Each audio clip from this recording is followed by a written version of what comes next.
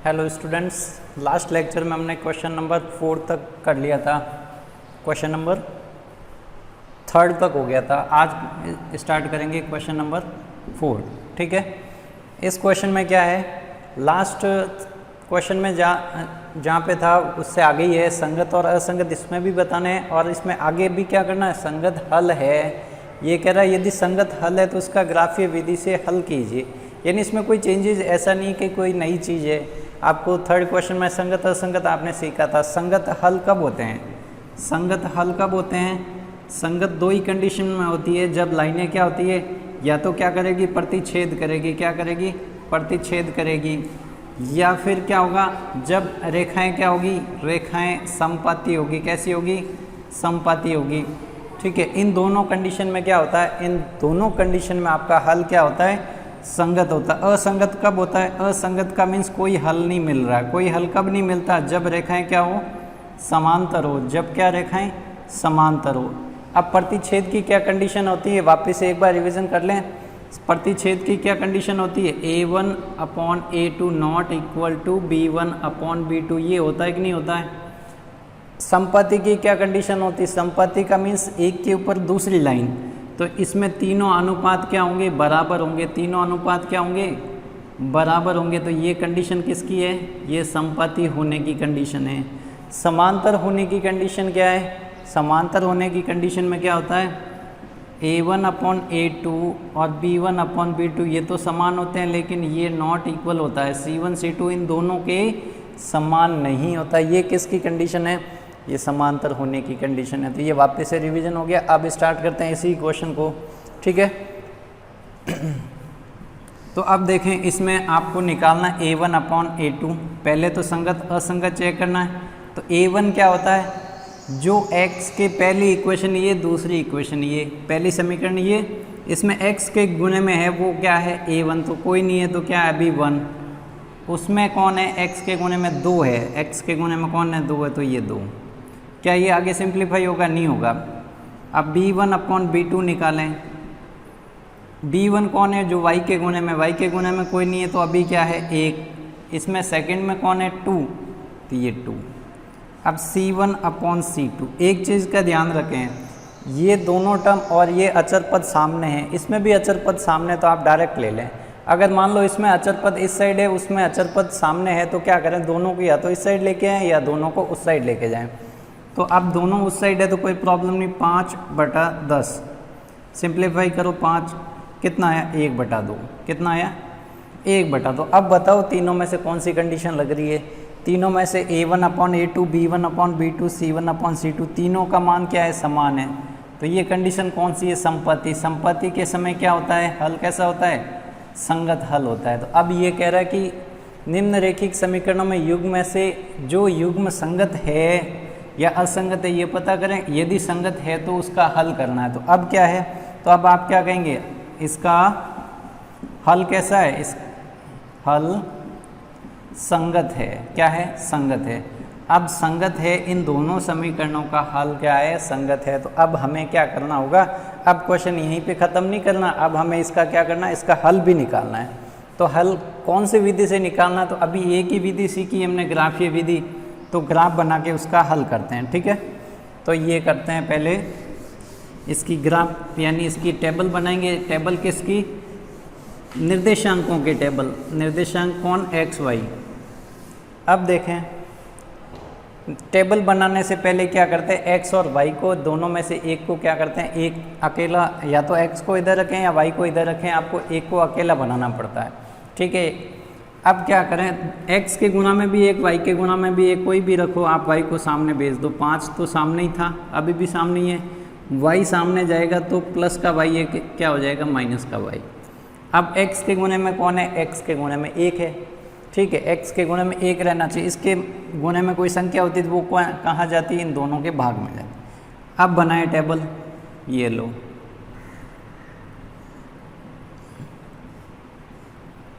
x y।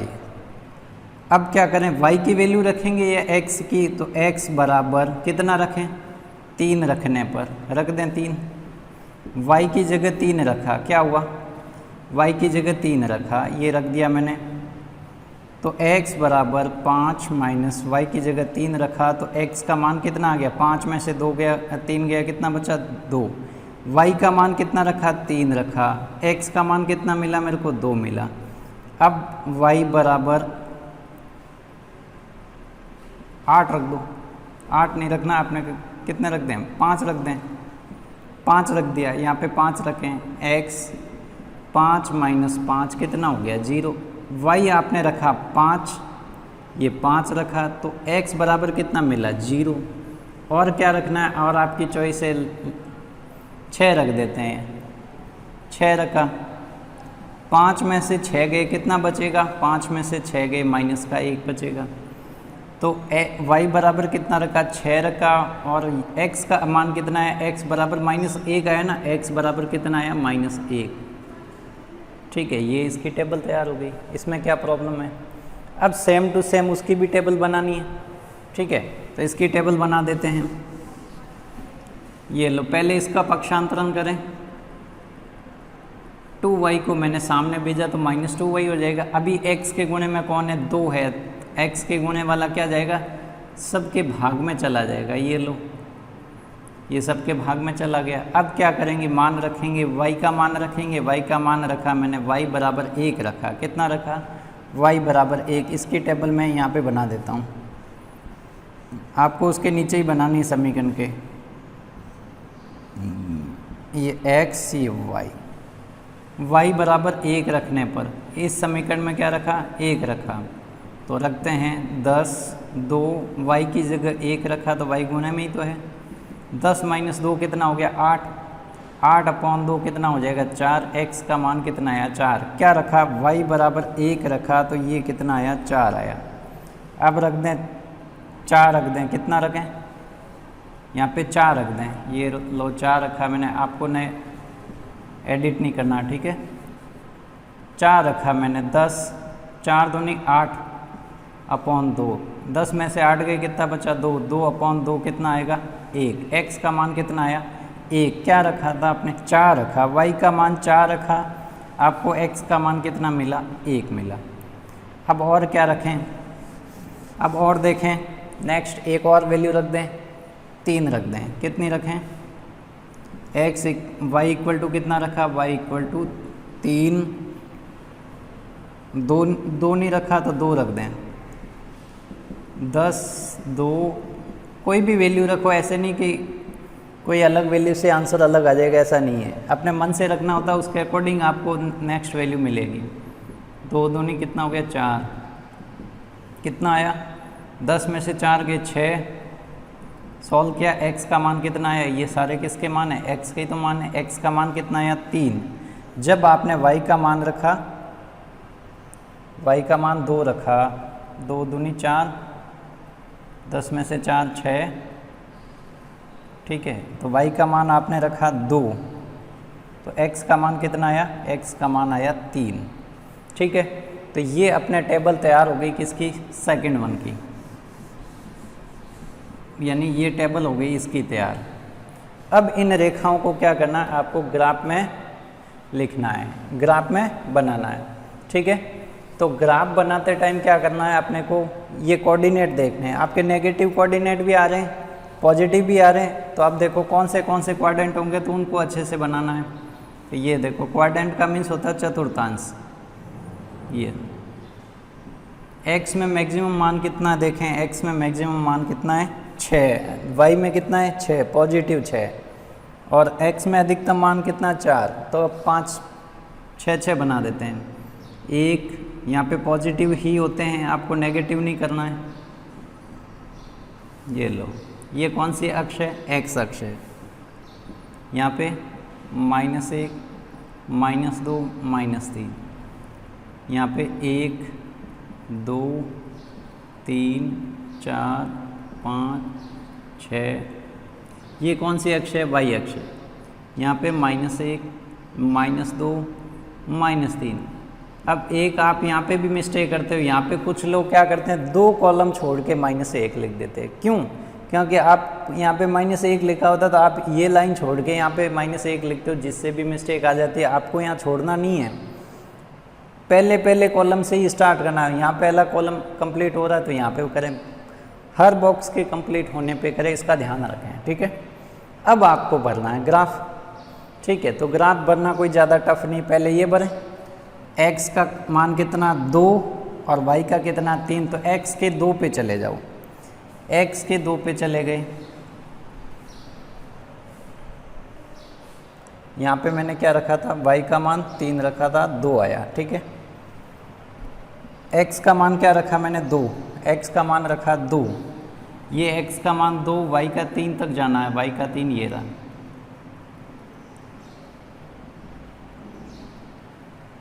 ये x का 2 y का 3, x का 2 y का 3। अब ये फिल करो, x का 0 है, y का 5 है। x 0 कहाँ पे होता है, x 0 होता है y अक्ष पे, तो यानी ये पॉइंट कहाँ पे होगा, y अक्ष पे ही होगा।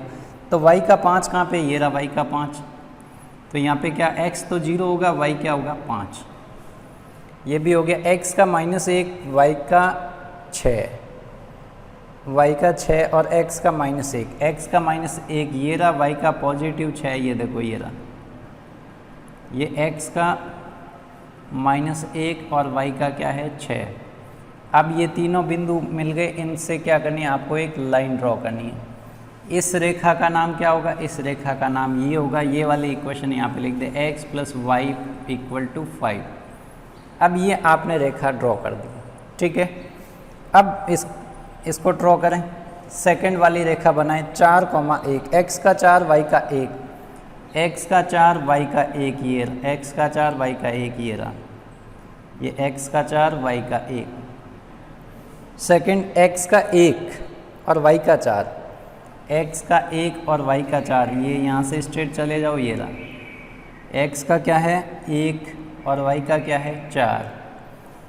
अब नेक्स्ट x का 3 और y का 2, x का 3 और y का 2, x का 3 और y का 2, ये x का 3 y का 2, ये भी इसी लाइन पे आया, ये इसके नए वाले निर्देशांक है, नई वाली रेखा के, x का 3 y का 2।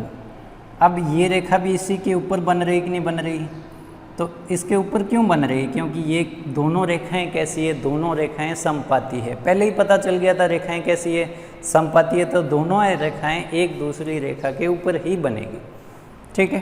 तो ये था इसका हल। अब इसके हल कितने होंगे, इसके हल कितने होंगे, ग्राफीय विधि से हल ज्ञात कीजिए। अतः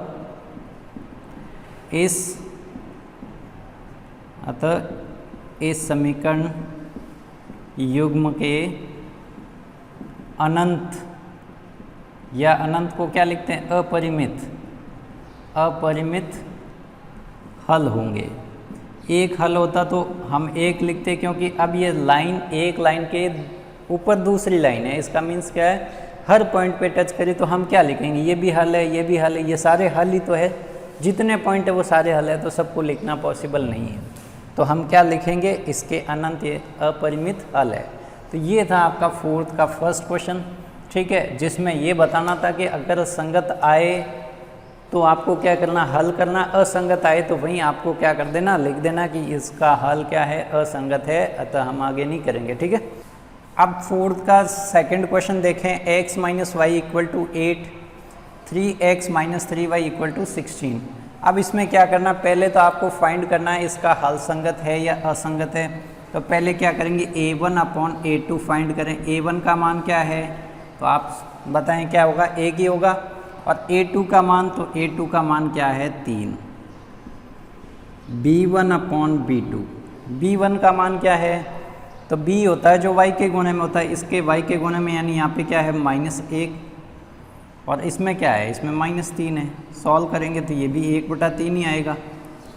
अब c1/c2, 8, c1 का मान कितना 8 और इसका मान कितना 16, ये कितना आ गया 1/2। अब कौन सी कंडीशन बनी, अब कंडीशन ये बनी, देखो a1/a2 b1/b2 इक्वल टू है, लेकिन नॉट इक्वल टू क्या है c1 c2। ये कौन सी कंडीशन में आता है, ये आता है आपके समांतर लाइन होती है। ये कब आता है, जब लाइन आपकी क्या होती है, समांतर होती है। समांतर होती तो कभी मिलती है क्या, कभी नहीं मिलती, तो उसका क्या हल होगा, क्या उसका कोई हल नहीं होता। अतः क्या लिखेंगे, अतः ये समीकरण युग्म युग्म या इस समीकरण युग्म का असंगत हल है। क्या है? असंगत हल है। असंगत हल है तो अब ये कह रहा है कि यदि संगत है तो ग्राफीय विधि से हल करें, असंगत है तो उसका क्या करेंगे? उसका कुछ नहीं करना, क्योंकि उसका हल निकालना ही नहीं है। अब हल क्यों नहीं निकालते? क्योंकि जब हल है ही नहीं तो कैसे निकालेंगे? क्योंकि समांतर लाइनें ना तो मिलेगी ना उसका क्या होगा, हल होगा। तो ये था आपका सेकंड क्वेश्चन। ठीक है, थर्ड और फोर्थ देखें, आपको सेल्फ ही करने हैं। थर्ड क्वेश्चन और फोर्थ क्वेश्चन आप देख लेना पीडीएफ सेक्शन में जाके, नहीं मिले तो यहाँ पे लिख देता हूँ। ये थर्ड का ये क्वेश्चन है आपके 2x, ये आपका थर्ड क्वेश्चन है, उसकी फर्स्ट इक्वेशन ये लो, ये थर्ड है और ये फोर्थ के ही पार्ट है। नेक्स्ट इसमें भी आपको क्या करना, संगत असंगत का पता करना है। संगत हल है तो उसको क्या करना है, हल निकालना है। ठीक है, तो ये आपका काम है। तो ये दोनों क्वेश्चंस मैंने यहाँ पे नोट डाउन कर दिए हैं, आप यहाँ से भी देख सकते हैं। पीडीएफ सेक्शन में, स्टडी मटेरियल सेक्शन में जाके वहाँ पे भी आप पीडीएफ डाउनलोड करके देख सकते हैं। ठीक है, तो ये दोनों आपके लिए आज के लिए होमवर्क है। ठीक है, अब नेक्स्ट फिफ्थ करते हैं। अब देखिए पांचवा आपकी एक वर्ड प्रॉब्लम है। इसमें क्या लिखा हुआ है, एक आयताकार बाग जिसकी लंबाई क्या है, लंबाई चौड़ाई से 4 मीटर अधिक है। तो हमें क्या करना है, विमय लेनी है, हमें चर मानने हैं। तो माने क्या, माना बाग की लंबाई क्या है, बाग की लंबाई कितने हैं, x मीटर है। कितनी है, x मीटर। और चौड़ाई कितनी है, चौड़ाई ले लें y मीटर। कितनी है चौड़ाई, कितने मीटर है, y मीटर है। अब ये कह रहा है लंबाई लंबी होती है चौड़ाई से कितनी अधिक है, 4 मीटर। तो मैं इससे एक समीकरण बनाऊंगा, ये जो लंबाई है चौड़ाई से कितनी ज़्यादा है, चौड़ाई से 4 ज़्यादा। ऐसे ही तो लिखेंगे, लंबाई चौड़ाई से 4 अधिक है। तो चौड़ाई में 4 जोड़ेंगे तो लंबाई मिलेगी, कहने का मतलब यही है। तो पहली कंडीशन तो इससे हो गई। और का अर्ध परिमाप कितना है, 36 है। अर्ध परिमाप, पूरा परिमाप कितना होता है, अर्ध परिमाप कैसे निकालेंगे, आयत है, ये कैसा है, आयताकार है। तो यहाँ पे आपको आयत का परिमाप भी आना चाहिए। आयत का परिमाप क्या होता है, परिमाप, आयत का परिमाप होता है 2 गुणा लंबाई प्लस चौड़ाई होता है कि नहीं होता, ये होता है क्या, पूरा परिमाप। ये कह रहा है कि अर्ध परिमाप, अर्ध परिमाप का मीन्स परिमाप का भी आप क्या करें तो अर्ध कैसे आएगा, अर्ध परिमाप कैसे आएगा, तो इसका आधा कर दें, ये कैंसिल कर दें। तो अर्ध परिमाप क्या होता है, लंबाई प्लस चौड़ाई का योग। अर्ध परिमाप क्या होता है, लंबाई प्लस चौड़ाई का योग। पूरा परिमाप होता है 2 गुणा लंबाई प्लस चौड़ाई। अर्ध परिमाप क्या होगा, तो पूरे परिमाप का आधा। तो 2 से 2 कैंसिल, क्या होगा, लंबाई और चौड़ाई को जोड़ेंगे तो क्या हो जाएगा, अर्ध परिमाप आ जाएगा। तो ये तो इक्वेशन आपकी फर्स्ट बन गई। अब सेकंड इक्वेशन बना दें इससे। तो सेकंड इक्वेशन में क्या होगा, लंबाई और चौड़ाई को जोड़ेंगे तो उसका मान कितना आएगा, 36 आएगा। तो लंबाई ये रही, चौड़ाई ये जोड़ दिया, इन दोनों का मान कितना आएगा, 36। ठीक है, तो ये आपकी समीकरण क्या आ गई, ये समीकरण 2 है। तो ये आप लाइन लिख के भी कर सकते हो कि इसमें भी आप लाइन लिख सकते हो, उसकी लंबाई चौड़ाई से 4 मीटर अधिक है, तो ये हम ये लिखेंगे। और ये अर्ध परिमाप ये है तो हम क्या लिखेंगे, इसको 36 लिखेंगे। अब आपके पास 2 समीकरण आए कि नहीं आए, 2 समीकरण मिल गए। अब इसका क्या करना, इसकी बाकी विमय ज्ञात करनी। विमय का मीन्स क्या हुआ, x और y एक्चुअल में है कितने, वो आपको बताने हैं। अब इसको बताने के लिए आपके पास अभी तो एक ही मेथड सीखा है आपने, अभी तो कौन सा, ग्राफीय विधि सीखी है। दूसरी विधियाँ अभी नेक्स्ट एक्सरसाइज में आएगी। तो अब हम किस विधि से करेंगे, हम ग्राफीय से करेंगे, क्योंकि अभी तक हम ग्राफीय विधि को ही सीखा है। ठीक है, तो इसका ग्राफ बना के हम सॉल्यूशन निकाल देंगे। कैसे निकालेंगे, इसके टेबल बनाओ पहले। ठीक है, ये लो x और y। अब इसमें y के मान रखते जाओ। y का मान रखा मैंने 0, y का मान रखा मैंने 0, y का 0 रखा तो x का कितना आ गया, 4। तो x कितना आ गया, 4। y का मान रखा मैंने 1, तो x का कितना आ जाएगा, y का मैंने यहाँ 1 रखा, तो यहाँ पे 4 और 1 कितना हो जाएगा, तो x का मान कितना आ जाएगा, 5। ये y का मान मैंने कितना रखा, 2, तो x का मान कितना मिलेगा 6, तो 2 रखा तो कितना मिल गया मेरे को 6। तो ये टेबल तैयार हो गई। वैसे कि वैसे इसकी टेबल तैयार करनी है। अब इसके मान आपको क्या करना है, बड़े रखने पड़ेंगे थोड़े, ठीक है, क्योंकि x + y = 36, तो x 36 - y होगा कि नहीं होगा। अब लोग इसकी टेबल तैयार करें, ठीक है। तो इसके लिए मान बड़े चाहिए आपको, क्योंकि 36 है तो अब मान बड़े आएंगे, तो इसके भी एक बार बड़े कर देते हैं, ठीक है, छोटे नहीं लेके बड़े ले लेते हैं। पहले इसके तैयार कर लेते हैं, उसके अकॉर्डिंग इसके भी ले लेंगे। अब क्या लें, x y, y का मान कितना लें, y का मान लिया 10, या और ही बड़ा ले लें 14 लिया। 36 - 14 करें कितना आएगा, तो x = कितना आएगा, 6 में से 4 गया, 2 बचा 3, 3 में से 1 गया, कितना बचेगा 2। y का मान मैंने 14 लिया, तो ये मान कितना मिला 22। इससे मान थोड़े बड़े आ रहे हैं, तो इसके अकॉर्डिंग इसमें भी मान रखेंगे, ठीक है। अब कितना रखें, y बराबर रख दें 10 या 20 रख दें, कितना रखें 20, तो यहाँ 20 रखूँगा। 36 - 20 कितना होगा 16, तो मैंने रखा 20, तो यहाँ पे कितना आ जाएगा 16, ठीक है। सारे मैं सम संख्याओं में ही रख रहा हूँ। अब तीसरा मान कितना रखें, तीसरा रख दें आप 16 रख दें, कितना रखें, y = 16 रखें, तो x कितना आ जाएगा, यहाँ पे 16 रखेंगे। 36 - 16 कितना होगा 20, तो यहाँ पे मैं 16 रखूँगा। y का मान मैंने 16 रखा, तो कितना आया 20। तो ये टेबल तैयार हो गई इसकी। अब इसकी भी टेबल तैयार करें, इसमें भी मान थोड़े बड़े ही रखें इसके अकॉर्डिंग, ठीक है। तो y का मान रखा मैंने, कितना रखा 10 रखा, y का मान कितना रखा 10, तो x का मान कितना मिलेगा 10 + 4, यानी 10 + 4 कितना होगा 14। तो 10 रखा y का मान, तो इसका कितना मिला 14। चलो इसका मान कितना रखें, इसका मान 14 रख दें, कितना रखें 14, ये 14 रखा, 14 + 4 कितना हो जाएगा 18। और इसका और मान रखें, कितना रखें 16 रख दें, 16 रखा इसका मान, y का मान 16, 16 + 4 कितना हो गया 20। तो ये मान हो गए। अब इनका क्या करना है, आपको ग्राफ बनाना है। ये आपको निर्देशांक तो मिल गए, अब इसका क्या करना है, ग्राफ बनाना है। जहाँ पे ग्राफ कट करेगा वो क्या होगा, जिस पॉइंट पे ग्राफ में दोनों रेखाएं आपस में जहाँ प्रतिच्छेद करेगी, वो बिंदु क्या होगा, वो बिंदु ही उसकी विमाएँ होगी, ठीक है। तो सारी धनात्मक है, सारी धनात्मक है, तो हम किसको बनाएंगे, पहले चतुर्थांश को ही बनाएंगे। तो हम बनाते हैं पहले ही चतुर्थांश को, ये लो। अब इसमें देखो पैमाना आपको बढ़ाना पड़ेगा कि नहीं पड़ेगा। पैमाना देखो, अधिकतम मान आपके ग्राफ में कितना है 22 दिख रहा है, कितना दिख रहा है 22, x का भी 22 है और y का अधिकतम मान कितना 20।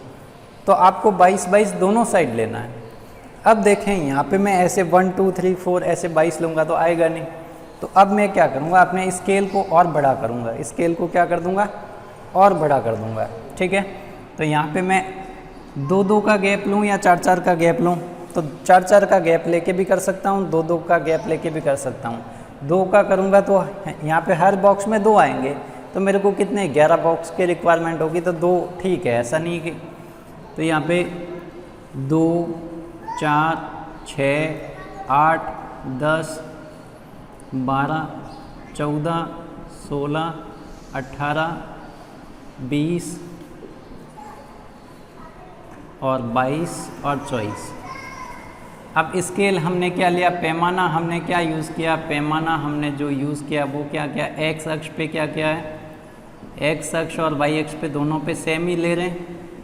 1 सेंटीमीटर इक्वल टू कितना 2 इकाई ले रहे हैं, कितना ले रहे हैं 2 इकाई।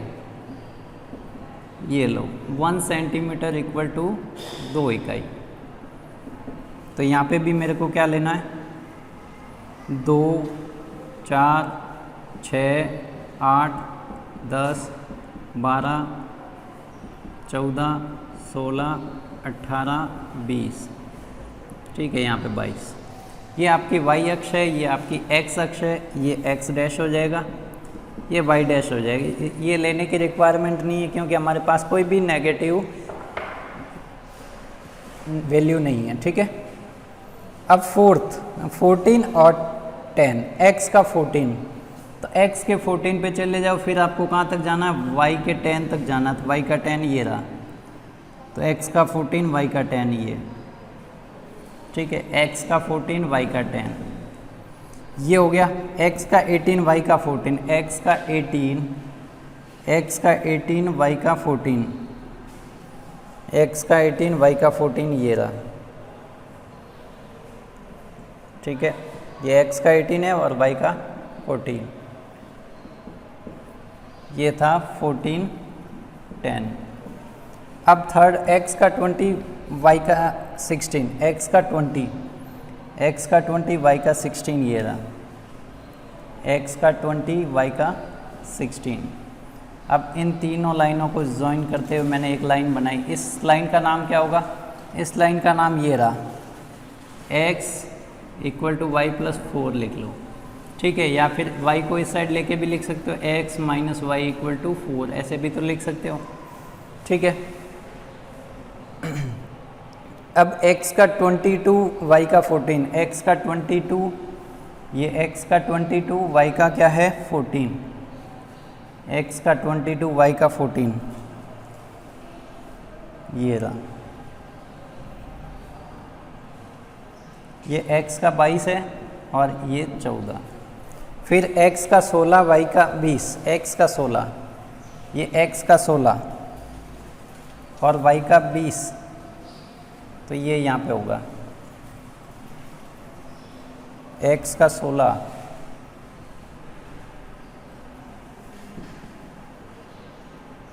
x का 16 और y का 20।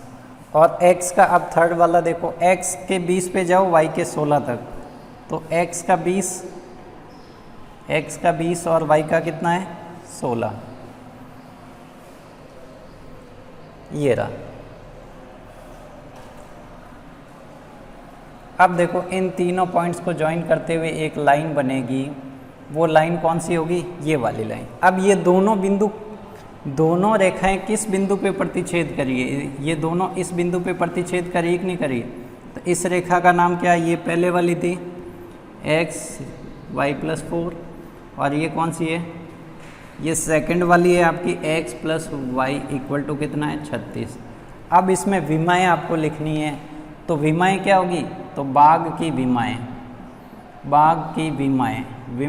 में क्या होगी? तो बाग की लंबाई क्या होगी? लंबाई आपने क्या मानी थी? लंबाई आपने मानी थी x, वो कितनी है? x का मान क्या है? तो ये दोनों रेखाएं जिस बिंदु पे प्रतिच्छेद करती है, ये बिंदु है ना, तो x का क्या है? x का मान कितना है 20, तो उसकी लंबाई 20 मीटर है। चौड़ाई कितनी है बाग की चौड़ाई? तो वो y मीटर, y चौड़ाई है, तो y इसी बिंदु पे x का मान तो 20 आया, y का मान कितना है 16, तो ये y का मान कितना है 16 मीटर। तो अब हमें क्या पता चल गया कि बाग की एक्चुअल लंबाई कितनी थी? 20 मीटर थी, और उसकी चौड़ाई कितनी है 16 मीटर। अब देखें लंबाई है जो उसकी चौड़ाई से 4 मीटर अधिक है कि नहीं है? लंबाई 20 है, चौड़ाई कितनी 16, 16 में 4 ऐड करेंगे तो 20 आया कि नहीं है? आपका आंसर मैच हो रहा है। अब अर्ध परिमाप क्या आता है? लंबाई और चौड़ाई को जोड़ो, 20 और 16 को जोड़ो, कितना आया 36 आया कि नहीं आया? ये रहा। तो आपने आंसर भी वेरीफाई कर दिया। ये ऐसे था आपका क्वेश्चन, ठीक है। इसमें हमने स्केल को क्या किया था? थोड़ा रिड्यूस यानी घटाया था। क्या किया था? थोड़ा घटाया था। हमने एक बॉक्स मिला के 2 इकाई लिया था, यानी 1 सेंटीमीटर बराबर हमने क्या लिया था? 2 इकाई। तो ये आपका था 5th क्वेश्चन, ठीक है। नेक्स्ट वीडियो में हम नेक्स्ट क्वेश्चन करेंगे, ठीक है।